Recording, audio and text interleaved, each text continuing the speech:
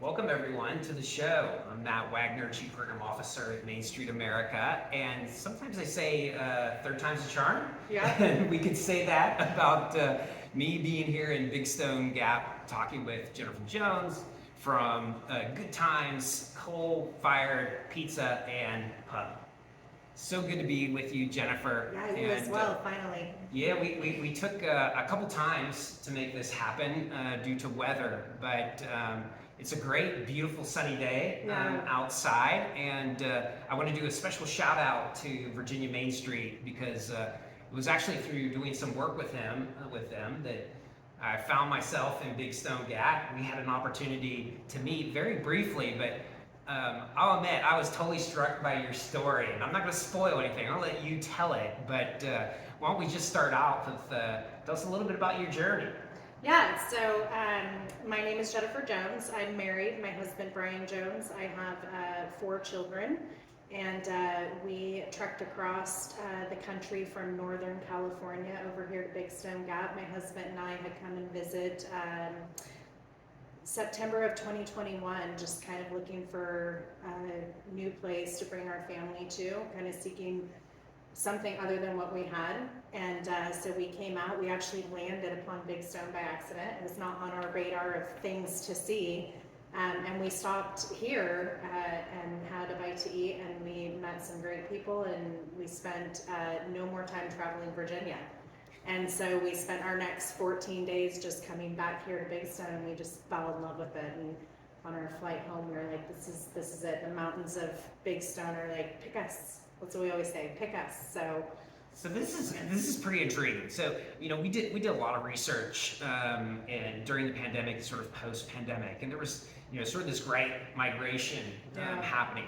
But okay, Northern California to Big Stone Gap. Like, did you throw a dartboard? Like throw a dart to the board? Or like, how did you wind up here? So not really. So when I was growing up, when you're 15, 16, you're always going to fly the coop, leave, and you want to get as furthest away as possible. So me and my best friend had always talked about coming over to Virginia. We were going to turn 18, move to Virginia, and then of course when we turned 18, we had boyfriends, so that never worked out. But I had always been intrigued in Virginia because I thought that it had the same kind of beauty as California, with the mountains, close to the coast, a lot of history. And so when my husband and I were seriously talking about getting out of California, and we were talking about where, I said, I really want to go visit Virginia. Like, still had always been kind of really intrigued with it. So he said, let's go, always game for what I want to do. So we kind of spent about, I would say, a year, maybe a little more, just kind of looking at what area. We knew we wanted to be rural because we knew we loved to be in the mountains, but we knew we also wanted to be close enough to the coast that we could go visit because we love the coast. Those were our 2 favorite things to do back home. And so we just kind of drew a map west of Roanoke and kind of mapped away. I joined different Facebook pages to see what different communities were doing and what they had to offer, and that's kind of how we ixnayed some places and how we became interested in others. This is a small business podcast, but I think the folks are cheering over like Virginia tourism, because that was a great commercial for Virginia tourism right now. The Main Street here in Big Stone Gap is beautiful. I'm sure we can talk a little bit about what was the draw specifically about Big Stone Gap. What were the qualities that you find here that maybe you couldn't find elsewhere? So I think the biggest thing for my husband and I was the sense of community. When we were here back in September, just the amount of people that were genuinely interested in our story, why we were here, why Big Stone. I mean, I think in every small community, people think, why our community? Because they don't see the beauty in it, So true. We ended up leaving with just, both my husband and I were like, this is what we want. This is what we want for our granddaughter, who was had just been born, and we just left so full. Our cup was so full, I guess, of nothing other than some of the nicest people we had ever met. Yeah. Really? Fantastic. Yeah. I must admit, I found that as well on my visit. Now, you had mentioned in our earlier discussions that you and your husband have been in business before, but you get here to Big Stone Gap, you eat here, and how did you wind up going from, we're going to move here, but we're also going to start a pizza business. Yeah. And run a pizza business. Yeah. So we knew we wanted to operate a business. My husband knew that he wasn't going to continue on. He owned a well business back home, and it was just kind of a little bit too much. He had 4 back surgeries, and we need to get him out of that business. The restaurant industry has always been my passion. Okay. I've been out of it for a long time, but it's always something I wanted to do. I've had a vision in my head of this restaurant and I'm not going to say what it is because someday I'm going to start it, but it wasn't a pizza restaurant. I'm not giving anything away. I'm not. I'm going to keep it a secret. We'll come do a podcast again when I open it. Part 2. Right. But I just always had this vision of a restaurant, and I'm fortunate to have a really supportive president who was like, let's do it, let's dive in. We were fortunate enough to kind of hit that housing, boom in California and be able to come and invest in a business here. And so when we came in September, we actually met with the town manager and looked at some building options for restaurants. And then the gal that had owned this restaurant was like, I just want you guys to know that we'll be selling this as well. And the building was beautiful. The vibe was great. It was already kind of a well-polished vessel that just needed a little bit more love to be put into it and different ideas. And so we just decided we can make this work. Sounds like perfect timing all around. It really was, and that was something we talked about on the plane ride too, was it really felt like everything that needed to be placed into one basket just kind of did. Yeah.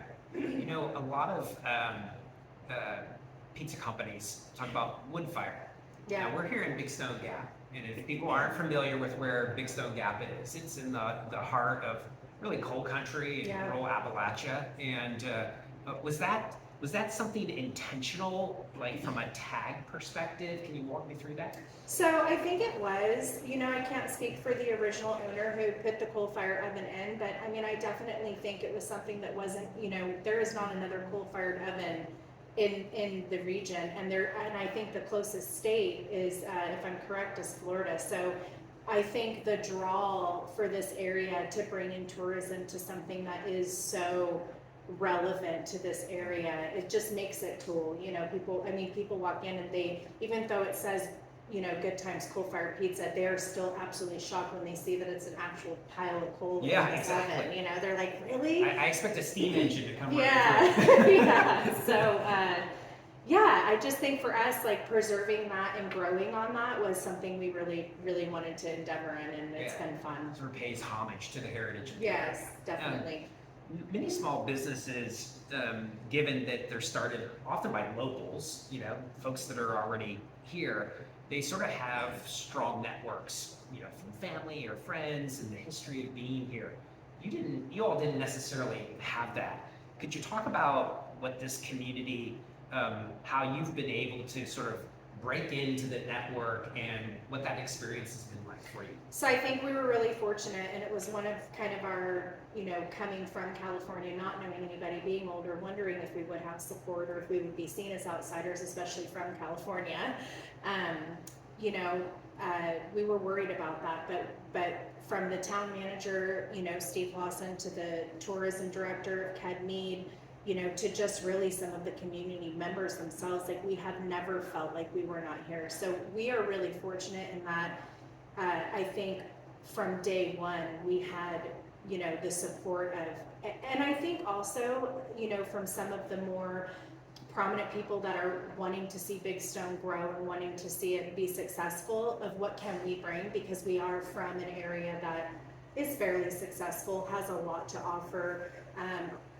And so I think we were just really embraced, and we were very careful also with how we have, put ourselves out there into the community. We really try to make sure that we're not trying to change what Big Stone is about, trying to change what the Appalachian culture is about, because those are all the things that really brought us here. Like, we love that, Yeah. When it grows, we want it to grow in a very, beautiful, unique way, not, just because everybody's, trying to make it something that it's not. Yeah, I think that's wonderful advice for anyone that's coming into a new community, a neighborhood, or what have you, is this sort of the respect for both the current culture, the history, the heritage, and that's why you're there. Yeah. And sometimes that sort of I know better than you or whatever can get in the way. Yeah, we really try to listen. We try to listen to, you know, even if it's not things that we are going to implement, like we try to take something from, you know, what people want to try to offer us and advice, ideas, history, all of that, you know, and then also diving into the history of the place so that we can make sure that we're, you know, trying to pay respect to all of that, since we don't know anything about it. We haven't grown up here. We haven't been a part of it. We haven't seen it, you know, so I think we've just been embraced because we are open to all of that. Yeah. You recently went through what probably all businesses dread, a renovation. Yeah. And I wonder if you could talk to that. I think there's a lot of small businesses that may be listening to the show that if you've gone through that process or are preparing to. We find that with our Main Street programs when they're like having a street shut down or something. I mean, it's sort of like on a macro scale, it's very similar. Yeah. And I wonder if you could talk a little bit about how you manage the business kind of through that process to ensure that, you know, that you still had a business when it was all done. Yeah. So always scary to close. We recently just closed for snow because we had some frozen pipes, and we still are trying to come back from that. Once you close, people think, oh, you're no longer open on that day, or, you know, so closing for an extended period of time. I think we were closed for about a week and a half when we had to do our remodel. For us, you know, I think we have a lot of returning business. You know, we also have a lot of brand new people that have never been in here. So for us, it was just really communicating, making sure that we were using all of our social media pages. This is what's going to happen. We're going to be closed. For us, it was also saving. So we knew that the renovation for the kitchen needed to be done day one, but we also knew that, you know, we had to be able to withstand being closed. And then you never know what kind of can of worms you're going to open when you start getting into a building that's, you know, 120, 130 years old. You think it's going to be something that takes 3 days, and then you're out for months, you know. So we were really fortunate in that we had great community help. We had people show up that just wanted to dive in and get dirty and help us. Are you serious? Oh yeah, oh yeah. We That's had, amazing. I would say we probably had in total over the several days that we were, or week and a half we were closed, maybe 11 or 12 community members that came in just to help volunteer time. So, you know, that was really special. And then the other, you know, we were really blessed that when we opened it up, it wasn't, I mean, it was a can of worms, but it wasn't. It wasn't everything that you expected. Right. Thank God. But, you know, the biggest thing for us was making sure that we could financially withstand it. I mean, that's the hardest part, you know. I mean, the restaurant business isn't a multi-million-dollar making business anyways. You know, a lot of people think, you know, we're making all this money, but I mean, I'm probably the most poorest I've ever been, but I'm the most happy, you know, so. That's important. Yeah, it is. That's it important. Really is. Yeah. That there's certainly passion there and a lot of gratification in the work that you're doing. One of the things that you mentioned is part, I think, that's, I won't assume, but it's a big part of that is family. I wonder if you could talk a little bit about that and its impact on you and the business. Yeah, so Brian and I have both on my side and his side have an amazing family support system. We're both extremely lucky. Our parents have really, you know, even us moving across the United States, and, you know, they have been 100% on board. His mom actually ended up moving here, which we can talk about. You're a recruiter as well. I know. And my mom has been out several times. She owns a successful business back home, so she probably won't be moving here, but been out several times to help financially. They have, you know, backed us.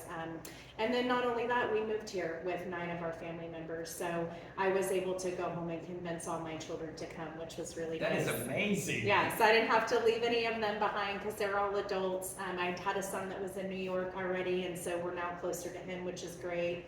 And then my dad and stepmom, they've been living with us for a while, and they were on board to move with us as well. So, you know, we came with a family support system, and we've been able to even add more of that since we've been here. I think a lot of small communities are thinking now about their strategy for increasing population. Yeah. Just look at your family. Right, I know. Like, Bring hey, 10 and just add bring 2 this more. family here. Yeah, we got Nana to move too.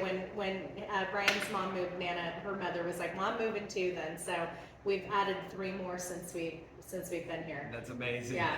Unbelievable. I want to switch topics a little bit. Yeah. And one of the things that struck me when I was here last, and only for a brief point, that you were doing your intro, and I was struck at sort of the technology savviness. Yeah. And I think that's been a big transition that a lot of small businesses are having to make. And for some, I'm sure it's kind of it's pretty foreign, like all the new technologies and the clutter of trying to find out what you need. Could you talk about like how you're leveraging technology and using it as part of your business? Yeah, so I think it's just, because I'm older, and so as you tend to get older, you tend to use less and less. That's been hard. I'm still stuck. I started in with the MySpace, went to the Facebook, and then kind of halted there. I was like, I'm not getting Twitter, I'm not getting, Instagram, I'm not doing TikTok. And then you get a business and you realize how important all of those different social media threads are. You realize how important it is to be up in social media, to know how, different algorithms work. And those are all things that they didn't matter to me. I didn't really need them. So luckily I have young children, and they are very into that. So they are teaching me, most recently, I do most of our social media posting myself, and so it can get very, it's the same stuff all the time because, I'm not a writer, I'm not an English major, I'm not all these, I'm not a marketing major, I have none of that under my belt. So, nor do you have a lot of time. Right, nor do I have, so sometimes I'm literally throwing together stuff thinking, gosh, I feel like I just said the same exact thing yesterday. And I think it was my son-in-law who said, Mom, get with it, like start using ChatGPT. And I was like, what is ChatGPT? Whoa. And so he showed me, and it's been like an amazing app, which I was really scared of at first because I'm like, this is insane, right? But now it's in my pocket, I'm constantly pulling it out. But it's great because it allows you to do a lot. It allows you to put your ideas into, a few sentences or paragraphs, but make it seem like you are spending money to just market your business well, you know? Because, anybody can get on and see when you are, putting forth, how do I want to say that? When you're, I guess it kind of, for me, it elevates us. It makes us look a little bit more sophisticated as a small business without having to spend a bunch of money, that we don't have, and so it's really been a game changer. Since I've started using ChatGPT and marketing a lot of my different posts with that, I have had people a lot more engagement on my social media with people that are like, just excited because it makes it sound more exciting. It's words that I can't figure out how to put into a sentence, So tactically, if I was like a small business owner, I'm like, Jennifer, how do you do this? Walk me through, like, okay, I pull out this app, this ChatGPT app. What do you say to it? Like, what do you do? So, for instance, we're having a Super Bowl party, right? I'm doing 50-cent wings. We're having 3 big, screen TVs. One of them's on over 100-foot, blow-up screen. We're having drink specials, food specials. How do you put that all together and still make it sound like, dang, this is going to be the place to be? I pull out my ChatGPT. I tell it all the breakdowns of, we're having a Super Bowl party. We're going to have this, this, and this. Write me a few paragraphs on, Big Stone Gap's biggest party of the year. Yeah. And all of a sudden you have this beautifully scripted, well put together ad to put online, and it gives every detail you want if it just puts it in something you couldn't fathom in your own head, I guess. In 30 seconds. In 30 seconds, yes, and then cut copy, maybe a couple things here and there, and then add a picture and you're good to go. Yeah. So it saves time. It makes it fresh every day, so it's not the same stuff. You tend to really get in your head, especially when you can't dedicate hours to your social media, and I just don't have that time at all. And given that in the use of social media, I think that's another element as a small business that continues to evolve. And I'm wondering how you think about social media and your strategy for like what form of social media do you use? How does that work? So we primarily right now are on Facebook and Instagram. We are actually just going to start intertwining some TikTok. My original goal when we left California, which didn't happen, and I wish I could go back and redo that trip because it was so amazing. It was 5 or 6 days, all of our family, different hotels, spiders in the hotel rooms. I mean, we really could have had a great like venture on TikTok, but I wanted to actually start our TikTok venture from California to here, and then just the whole, you know, changeover of the restaurant, we're kind of recreating the brand, all of that, and I didn't because I don't know how to use TikTok, you know, and so I was intimidated, I was scared. So now that we're realizing how big TikTok is and how much more customer base we can grab with that and reach towards, my daughter is actually, because she's young, so that is her generation of, you know, social media. She is actually starting a Good Times TikTok page. So we are going to start doing some of the, you know, little, I don't know, we won't have our story on there, which maybe at some point we'll recap, but, you know, starting to just really put a lot of what we do here out to the world. Yeah. Because it's unique in 4 surrounding states. You know what I mean? So we really need to be capitalizing on that. Yeah, the whole visual aspect of the business. Totally. So important. Yes. As we look ahead, you know, we're just entering 2024. It feels like it's moving pretty darn fast already. You know, and you think about the business and kind of where it's going. What are some of your goals as you look ahead? So we have a lot of goals. We have a lot of vision for this place. We have since day one. We're in a building that was built sometime around 1886. So it's quirky. It's old. It's got interesting floors. It does. It has interesting floors that feel like roller coasters, but people absolutely love them. It's the stuff you feel like you're walking back in time, you know? So what we really want to do is we want to add to what's already here. We don't want to change the character of it, but right now we literally operate this business with a coal-fired oven, and that is it. So we want to kind of never get away from that, because I think that is what is so good about this place. You know, but we would like to try to build out our kitchen. We'd like to try to offer some more Italian cuisines, kind of step it up, because you can't eat pizza 7 nights. I can, but some people cannot eat pizza 7 nights a week. I can, but, you know, so to be able to offer a little bit more, kind of get our name out there. You know, I think when my husband and I first bought this place, the goal was to have a restaurant for each one of our kids. There are days we still want that, and then there are days where like we will never open another restaurant, you know? That sounds like a lot like life. Yes, we love it, you know, but it's a lot of work, and that's something that's real too. You know, I think we knew it was going to be a lot of work, but we didn't know it was going to be 75 hours a week, still 2 years into it. And it's worth it 100% still. You know, we still go home tired, but we're still happy to come to work the next day because we get to be with our kids. And so the goal is to just focus on this one and not focus on the bigger picture just yet, and just really make this exactly what we envision it to be. The kitchen is our biggest thing. We really, really want to put a full kitchen in, but you know, that comes with tearing out and really having to preserve this building, you know, and that's gonna be the tricky part that's gonna add a lot of cost. You know, because we've got floors that are over 120 years old, you know, and to pull those up and try to preserve them and get them put back down, you got to get a specialist in, you got to take more time, and, you know, all that. So that's kind of our goal. Our goal is to elevate what we have. Yeah. Because what we have is good, you know, really good. It sounds like that's taking renovation to a whole nother level. For sure. Yeah.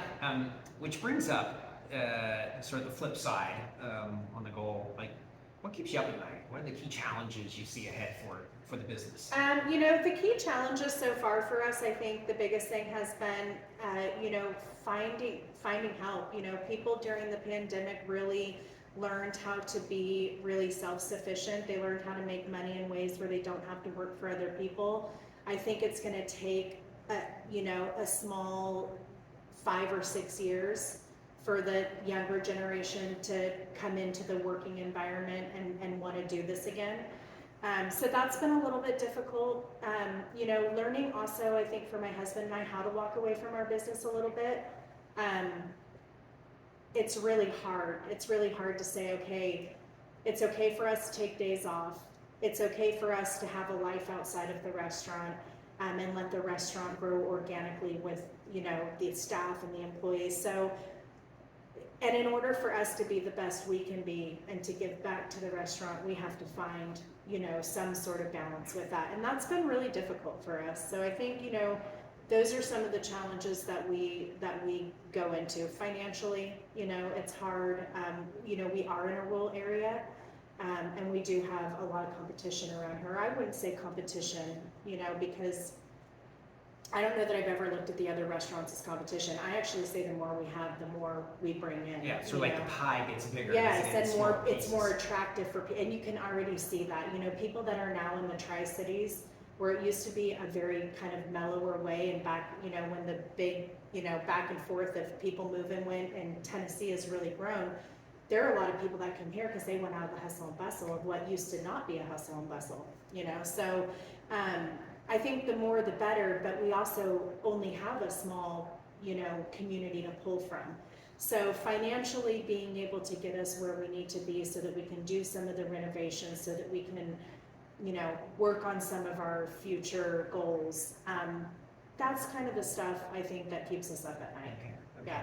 I'm really grateful that you brought up what I think is oftentimes not spoken about with a lot of small businesses. You know, we'll talk about the financials, the workforce, of course, and challenges there, but the human side of the business, that you've got to focus on yourself at times, that indeed you are human, you're not a robot that can work, you know, 75 hours every week consistently. And I think that's an area where we can do better from a support system for small business owners, as well as that kind of sort of mental and emotional side of support. Yeah, definitely, definitely.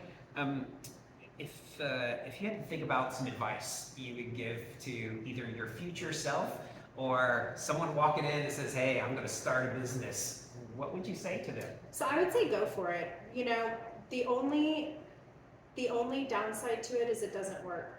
And if for my husband and I, when we thought about moving all the way across the country, putting everything, all our eggs in one basket, hoping to be accepted by a different community, you know, all of those different challenges, our worst case scenario was a minimum wage job, you know, in the workforce.